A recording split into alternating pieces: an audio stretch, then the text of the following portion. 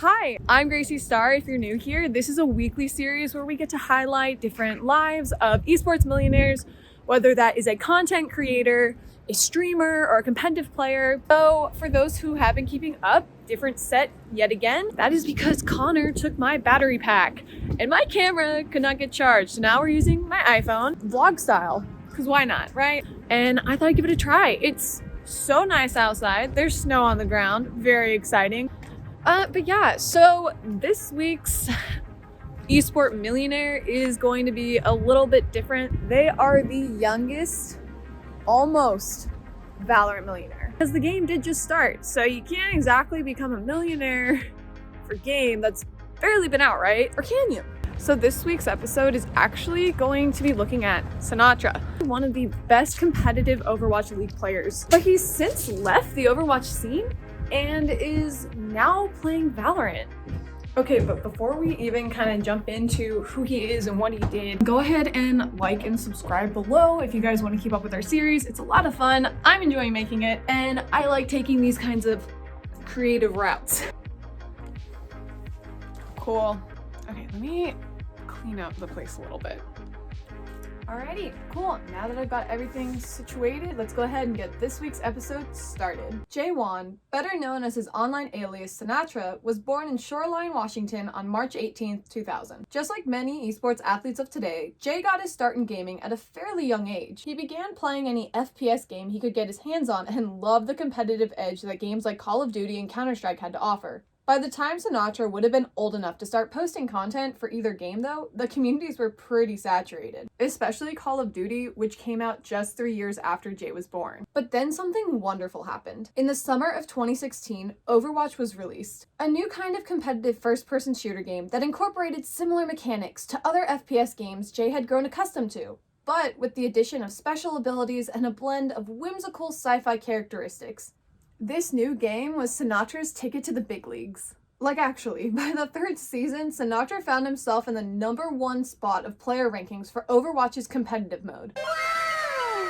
This honestly is so cool because once again, video games go on to prove how age has very little to do with a player's skill. By now, Jay realized that he might be a little more than just your average everyday gamer and wanted to put his limits to the test. Selfless Gaming had the pleasure of signing the Overwatch prodigy first. Jay even dropped out of a traditional high school setting to pursue his esports career. While he did compete in a few tournaments with notable Overwatch players, they never managed to clutch a solid victory. Despite the lack of tournament wins under his belt, Sinatraa still gained quite a bit of attention within the Overwatch community. His skill level was quickly passing those around him, and Jay's time spent with Selfless was short-lived. Just about a year after signing with the org, Sinatraa jumped ship and landed himself a new home with San Francisco Shock. Of course, the San Francisco Shock wasn't the only team looking to try and sign the league's most valuable player. Cloud9 and NRG Esports, the organization that runs Shock, actually got into a bidding war over the player. That probably felt really good after he spent his first year in competitive gameplay losing all of his tournaments, especially after dropping out of high school. But nevertheless, Shock showed how much they valued the team by offering him a $150,000 per year contract. This is 3 times the amount of the minimum salary of an Overwatch League player. And get this, Jay was still 17 at the time, which meant he wasn't even of age to play in the competitive league. Making $150,000 for a whole year before actually getting to compete, Sinatraa finally had his debut on March 21st, 2018 against Florida Mayhem. However, not being able to build the relationship with his team a year prior to his first match seriously hurt the Shocks. They barely made top 10 in the premiere, but what was to be expected of a player who spent months out of a competitive scene? Well, let's just say that Sinatraa did not like the taste of defeat in his mouth. Just a year later, and Jay had had all the practice necessary to build proper synergy with his teammates so they could start clutching victories. Of course, the shift in meta probably helped him out a little bit, but who's really keeping track of those kinds of things, right? Placing consistently between first and second, getting the team their second best regular season record, and being the #1 player in hero damage per 10 minutes, Sinatraa quickly gained the title of Overwatch's most valuable player. It seemed like all barriers in front of this Zarya main were all but cast aside. That is, until his disappearance. Okay, I'm kidding. But all things considered, it did kind of feel like a disappearance. Sinatraa was basically the league's poster child, according to Esports, so it kind of was a surprise when he retired from the competitive Overwatch scene in 2019. To many, this did feel like a disappearance. A young player who had made such a name for himself in a league like this just left his reputation behind. And for what? Oh, right. Valorant.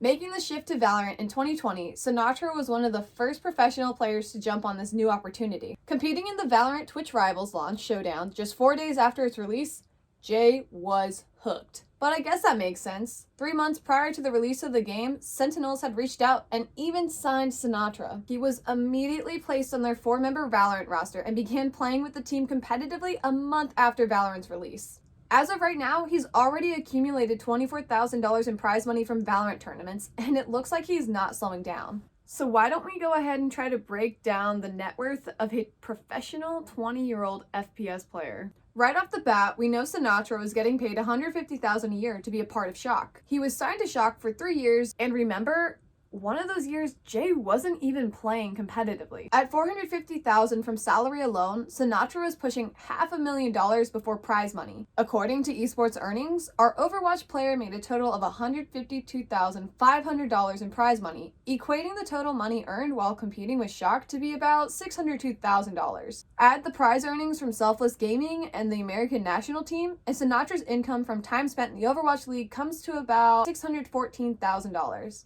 Then there's the Valorant income. With little to no break between switching from Overwatch to Valorant, the professional player has accumulated $17,000 in prize money while competing for Sentinels and $6,200 independently. As for overall yearly pay in Valorant, Sinatraa shared that he makes as much in Valorant as he did in Overwatch.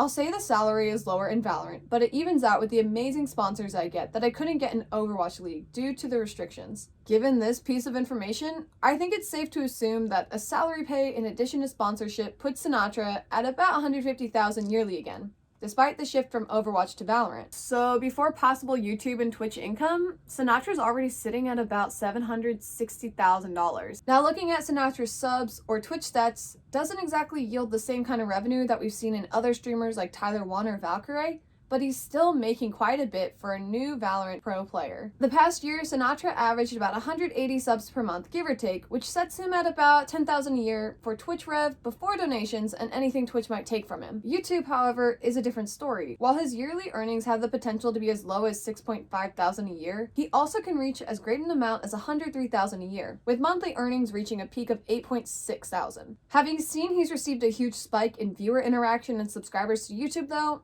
I'm going to go ahead and proclaim that he's earning on the higher end of things. Plus, this is an Esports Millionaire show after all, right? Coming out to a total of $904,357, Sinatraa is well within the range of being a millionaire. It is the start of a new year and new era for Valorant, so it's only a matter of time before Sinatraa breaks into the 7-figure number, if he hasn't already from sponsorships. Thanks for bearing with me through all of that. Jay definitely makes for an interesting story, and has certainly left his mark on both communities, and perhaps even your hearts. Well, until next time, I'm your host, Gracie Starr, and we here at the Generation Esports hope you guys at home have been enjoying our Esports Millionaire series. If you're interested in following along with us and want to keep up with new videos, be sure to like and subscribe below to follow along. May the grind never stop.